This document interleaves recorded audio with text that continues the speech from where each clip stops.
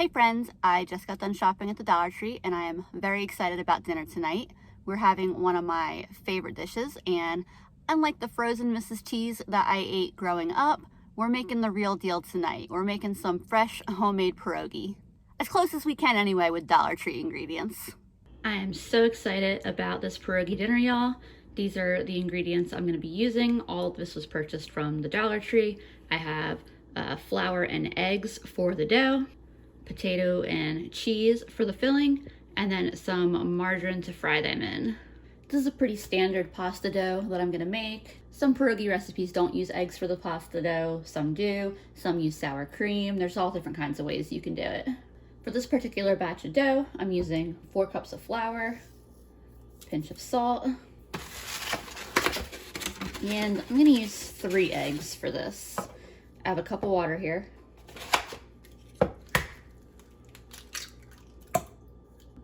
Breaking the yolks open with a fork and then mixing this up a little bit. I didn't leave myself a lot of room in the glass here, so very carefully whisking.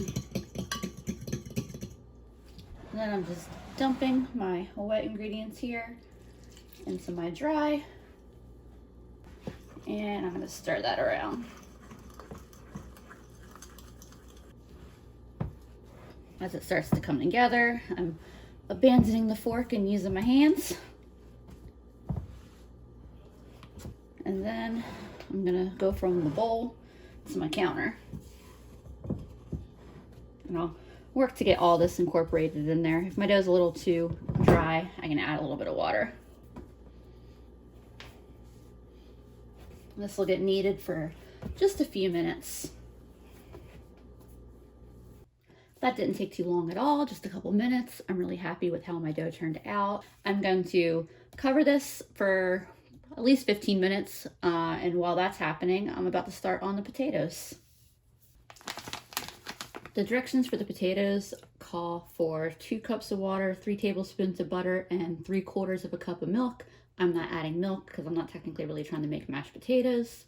I think what I'm gonna do is heat up 2.5 cups of water and 3 tablespoons of margarine, and decide based on the consistency whether I think it needs that extra 1/4 cup of liquid or not. My water came to a boil and the margarine mostly melted. Dumping the potatoes in. Easy peasy. And they should thicken up a bit as they sit here and cool down. I am gonna add the cheese while it's nice and hot. I don't know how much I'm gonna add. I'm still kind of deciding that. These are 3-ounce bags. At least for sure 1 full bag. We're doing a potato and cheddar pierogi because that's what the dollar store had, was cheddar cheese. Like I said, I don't know how much to add. Whoops, I guess I'm adding all of it. But I don't know if I've ever, been in a scenario where I'm like, wow, there's too much cheese in my potato. I love cheese. The mashed potato mix here already is seasoned with salt, so I'm not adding any additional salt, but I am going to add some pepper.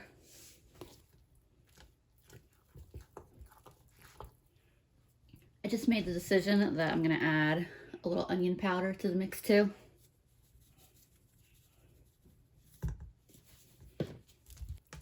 The filling of just the potatoes and cheese was good, but it felt a little, I don't know, like one note, if that makes sense. I felt like it just needed a little bit more something for flavor in there. Oh yeah, the onion powder was definitely what it needed. That did the trick for sure. My dough has rested. My filling is kind of cool, still cooling down. Picked myself up a bench scraper finally from a thrift store for $1. Seems to be pretty nice for the dollar it was.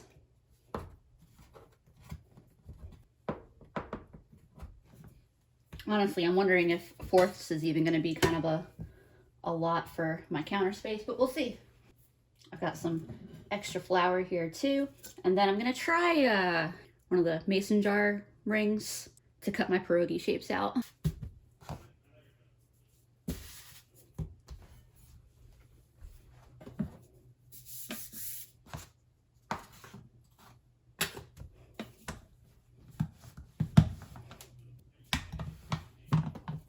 Feels like it's gonna be a lot of dough.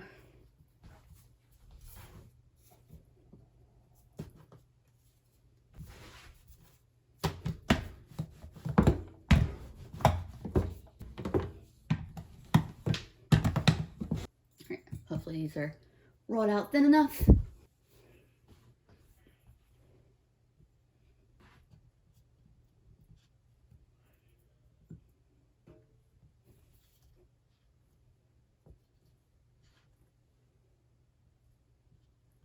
I feel like I'm cutting out Christmas cookies.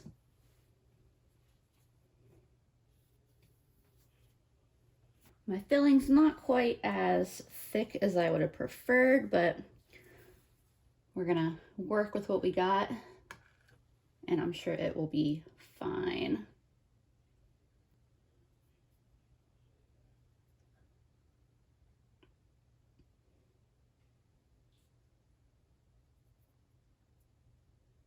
Maybe a bit much filling for that one.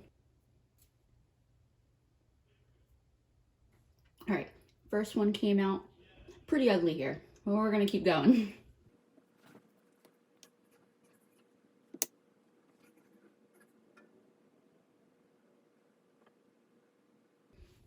There we go. It's a little bit better. He's kind of long, but we're just gonna keep going. Get the hang of it eventually. Chugging along, filling these, and I feel like this one came out especially lovely. Now that I've kind of got my technique down, I figured I would show you how it's going. So I put my filling in the middle, and then what's been working for me is to kind of stretch the pasta around the filling a little bit and then pinch that together,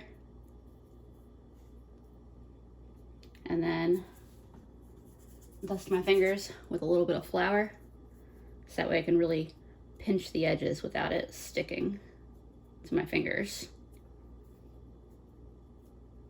Ta-da! They're getting faster to make now. I've used up a little over half my dough and probably around 3/4 of my filling. I have some water boiling. I'm gonna go ahead and start cooking these because there are, clearly my tray's getting full. You could also freeze these at this point, and when you're ready to make them, you just pull them out of the freezer, boil them for a couple minutes, and then either fry them or eat them as is. Because it's fresh pasta, it only needs to cook for a couple minutes. I'm just giving them a gentle prod to make sure they're not sticking to the bottom of the pot or each other.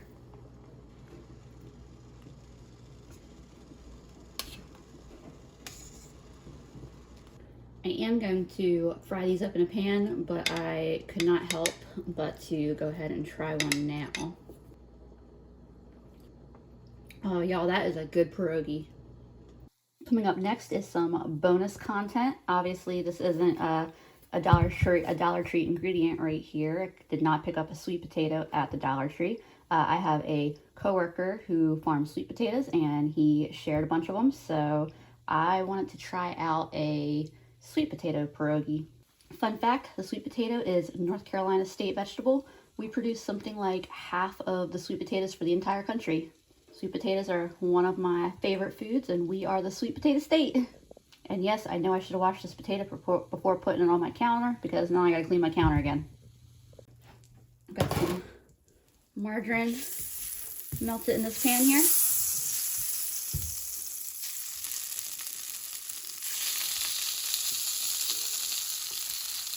I don't want to overcrowd the pan, but I also don't want to be frying these things all night.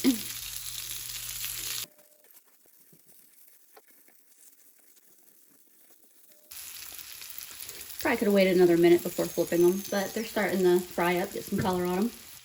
Oh yeah, that is what I'm talking about. By the way, Andrew's been over here snacking on the ones I haven't cooked yet, so he's making my job here go faster, because now I have less to cook. I've got one of the Dollar Tree bags of frozen onions and peppers going, and I got one of these smoked sausages. They're almost ready to eat. Not quite a kielbasa, but that's all right. Does anyone else out there call it kielbasi? When I moved out of New Jersey, I thought that I was saying it wrong, like that I had been raised saying it wrong. Because I'm like, it says kielbasa on the package. Is it a different thing? But apparently that's just a regional pronunciation. I got a little bit of color on the meat. Turn the heat off. Toss some pierogies in there. And we are ready to eat these for dinner. That is not all the pierogi. I still have plenty more. Time to dish up some plates. This is a good looking dinner, good smelling dinner. I'm not gonna spend too much time sitting here talking about it because I want to eat it, but I'll give it a taste real quick. That is just so freaking good. All it needs is a little sour cream. It's just fresh pasta. It's just so good. If you've never made fresh pasta, try it out sometime. It's really not that hard, and it just is leagues better, like so much better than the, you know, the frozen pierogies you get or things like that. Just fresh pasta is always so good. For my sweet potato experiment here, this is the sweet potato which I'm about to mash up, and that is actually string cheese, some mozzarella string cheese. When I stopped to get it, they didn't have any of the packs of shredded string cheese in stock, so I'm just going to use this stuff. It'll work fine. I've melted it into the food before. No problem. And I did put a little bit of margarine in with the potatoes here too. So this is just going to get all mashed together. I'm going to let it cool down, and then I will fill a couple pierogies with it. I just wanted to show y'all real quick that this filling that is thicker is much easier to work with. So I think even for as far as the regular potatoes go, just, you know, if the filling was a bit thicker, that makes it so much easier. Ta-da! Like, these are looking quite lovely, quite pierogi-like. I'm actually going to toss them in the freezer tonight, and I think I should be able to get to making them tomorrow, but I just don't have any more time tonight. Hey friends, it is the next day. I have some water coming to a boil in a pot. I'm going to try these sweet potato pierogi that I made last night. I just pulled them out of the freezer. This is exactly how I put them in. It looks like they did a good job not sticking together as they froze, and they cook the exact same way as I cooked them yesterday. They just might need an extra, 30 to 60 seconds on account of being frozen. I just pulled the ravioli out, cut it in ravioli. The Polish ravioli. I just pulled the pierogi out. Sweet potato mozzarella. It tastes like the onion that I just cut on this board, but other than that, it's delicious. My preference is the regular potato over the sweet potato. I think the sweet potato would go really well with like a goat cheese maybe. I wanted to do feta, but they didn't have any feta when I stopped.